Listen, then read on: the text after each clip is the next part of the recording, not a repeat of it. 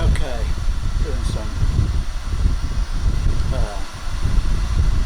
further testing. I've got the air conditioner on, and it's measurable. I think the audio record levels on this might be a little bit on the loud side. Some occasions still a little bit. Just going to my set. Audio. Record. Slow that level down a bit. Just slow a bit down a bit more.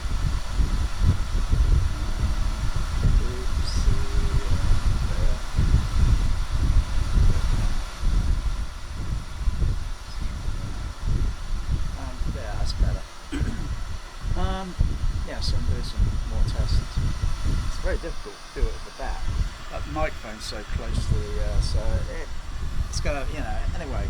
I'm just analysing, I'm just checking, surveying the. So if I ooh la, so that's picking up my voice and that microphone there. The other ones are not being in use at the moment. So I'm just going to turn the air conditioner off.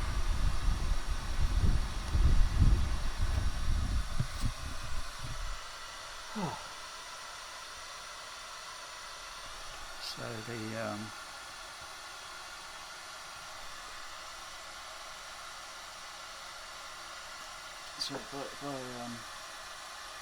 go to direct on the amplifier, switch up there for autofocus, and 1, 2, 3.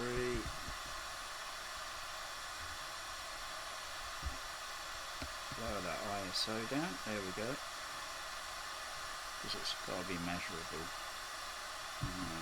Lower it down a bit more, there we go. So if I switch channel to there, and zoom out, and that frequency response is how it is on the Behringer amplifier EPQ304 my HF on. If I bypass the EQ, bypass it,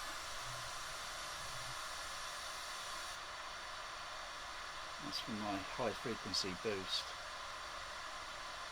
because the amplifier has a roll off. There we go.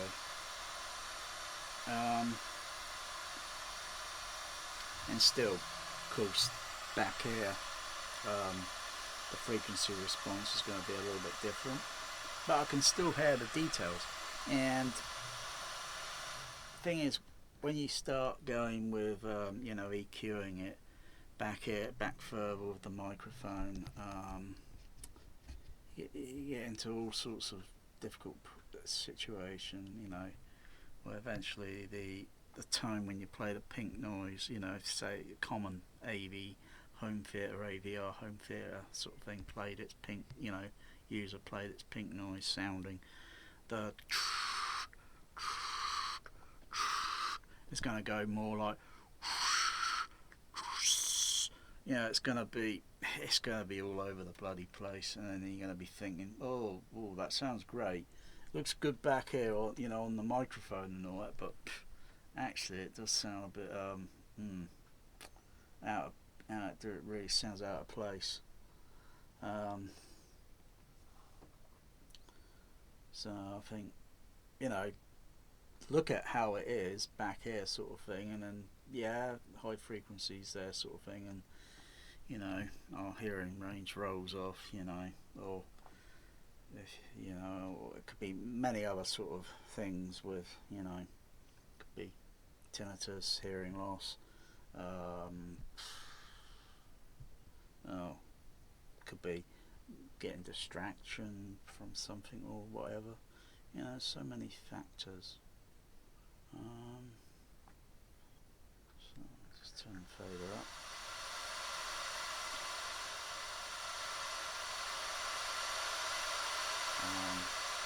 Of course, I can switch on the what's it? Let's just raise this. Raise the iris up there a little bit. Just gonna minimise that.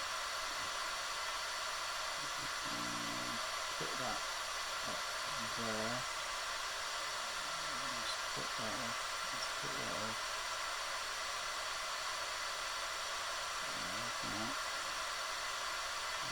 Open a second TrueRTA.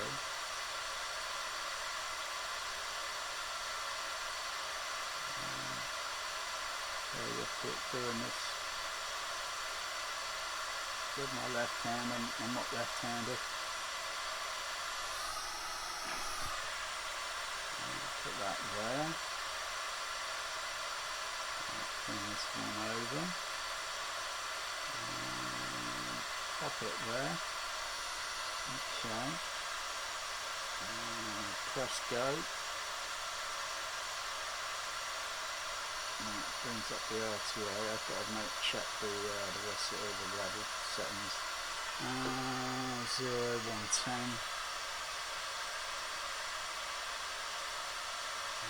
Okay. Press that. That's done. Okay. Move that over. Okay, next, I'm going to switch channel to the microphone in-room response. I just need to adjust the mixer dial.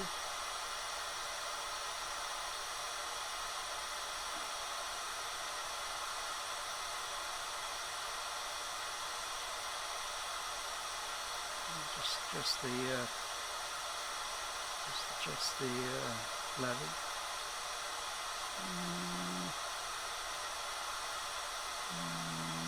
Out there, maybe I should use a sine wave tone because that's a little bit more steady, but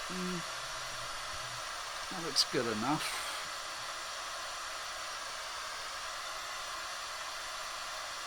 Let's see.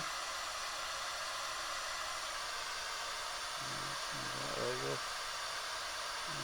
Leave it there.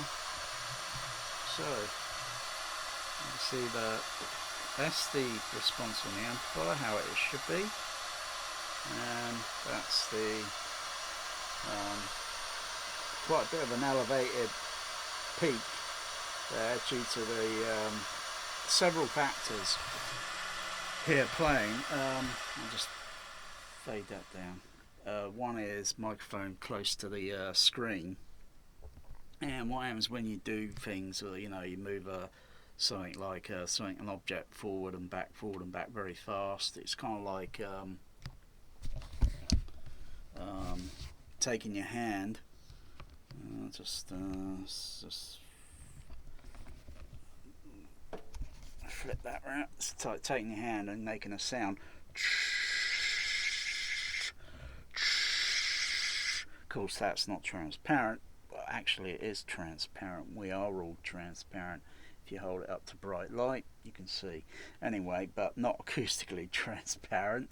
You get this sort of effect, and that's more or less the case with, you know, the screen. If I can move that projection screen back and forth by few inches, it's going to have a whooshy sound, sort of a Doppler shift sound. So the screen's absorbed behind, it's all absorbed behind there, behind the screen. One is the slight kink in the high frequency, could be the compression driver, the horn, the projection screen. Hey, maybe the microphone as well. Yeah.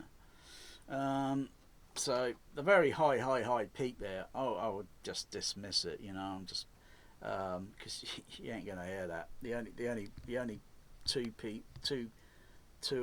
in the room here are my Bear and my Magic over there.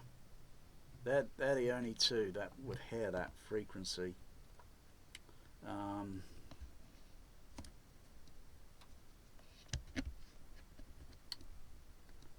So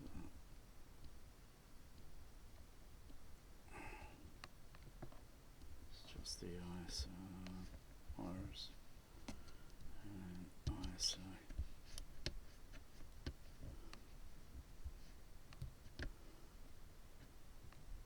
Leave it there. That's okay.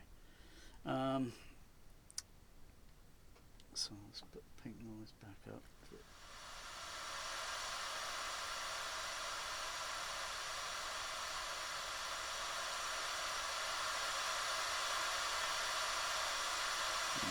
I'll switch it to a sine wave.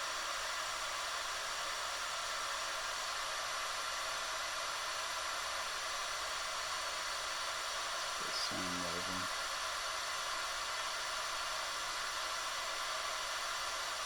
I'm just adjusting frequency. And put a sine wave in. So, got a sine wave there, 1 kHz, fundamental. It's not 1 kHz, just above. Type it in 1 0 0 0. Oh, drat. Very difficult.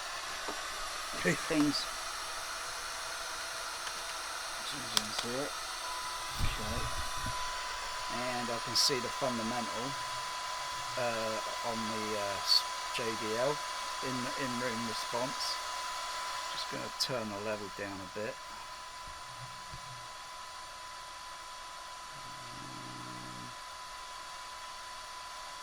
Adjust it carefully.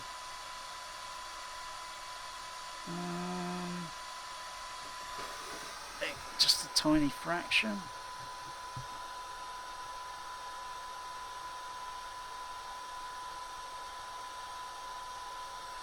Okay, so I've got my sine wave tone there, my pink noise, and the frequency response, of course, up to the screen is up and down with little bumps and hicks, you know, little bumps and, you know, like a roller coaster ride, everything except the loop.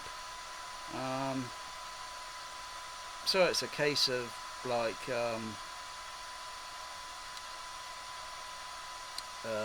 make an adjustment here in the frequency there, give it a little rise. This part here, which is around about 8 kHz, near the 8 kHz range,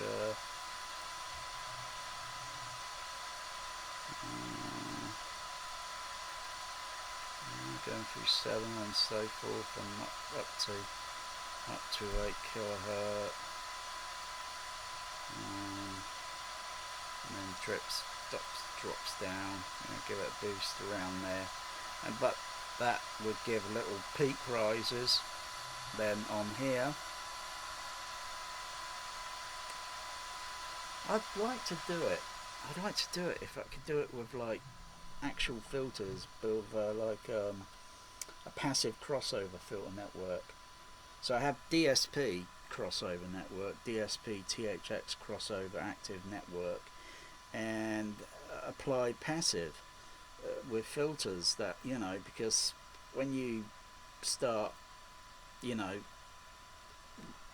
applying small boosts or mostly cuts, very small boosts, they got to be very tiny, you know, because they can run into problems, and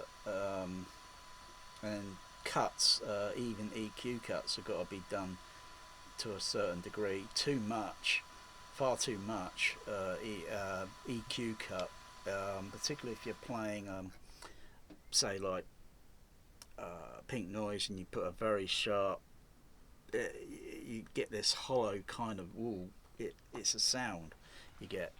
In any case,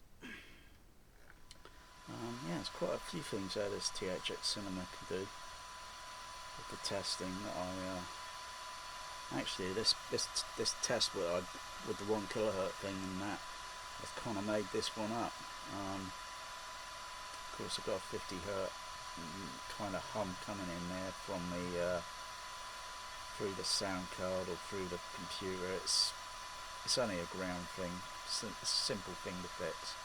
I still can't figure out where that little thing is, because I put a noise filter in there and get that that hum sorted out. But but it's very low in level. It's not even heard in the room. It is so low. I'd have to have the amplifier levels turned up to a stupid level to even notice it. That's pretty good, that test there. Anyway, so yeah, I'll probably apply some, and of course I think if I'm going to do the test,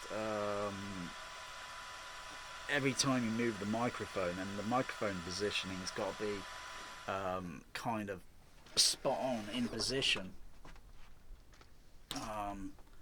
with the screen. I was thinking, well, I can always stick just below the microphone position a bit of masking tape, on the projection screen. It ain't going to do any harm. I mean, I'd even let my cats pee on the bloody screen,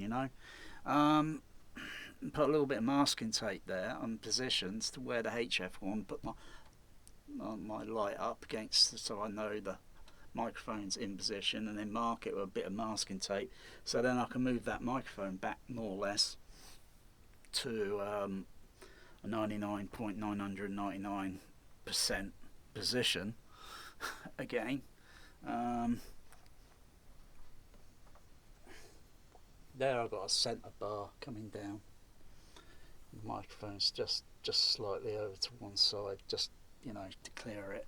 But even that centre bar creates a problem, because the sound's coming from the horn and reflecting onto the back of the metal. Even though I've got a bit of a bit of absorbent material on the back of it, it's still something there.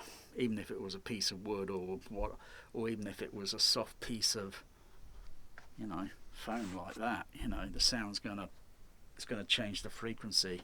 It's gonna alter the frequency deal, as Darth Vader would say, and pray I don't alter it any further. That centre bar really needs to be, well, 2 bars need to be placed here and over there. It's just slightly away from all the 5 screen channels. But I can still get around. Anyway. The microphone position I'll have to use the same microphone, because even the microphones, even though I've got lots of them in the room, they're all going to be slightly different. And even I checked them with the multimeter, and I